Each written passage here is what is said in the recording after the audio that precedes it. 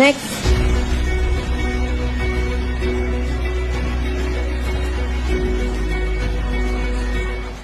அம்மி,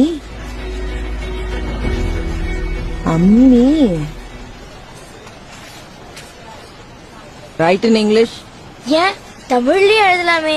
சொன்னதை செய். போமா அப்படி. ஒண்ணும் இல்லாத தமிழை வச்சுட்டு உயிரை வாங்கிக்கிட்டு. Sorry madam. பாப்பா வா, நம்ம இங்கிலீஷ்லயே எழுதிடலாம்.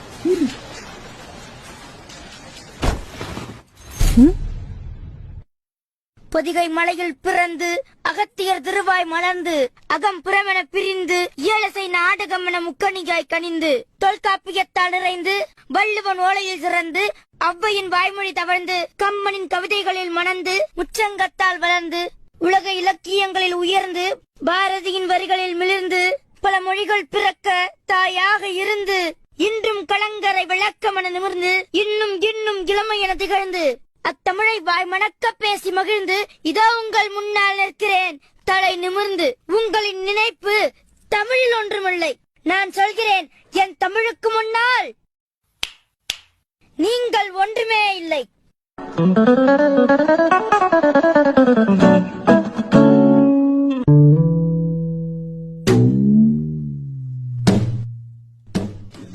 மன்னித்துக்கொள் தாயே.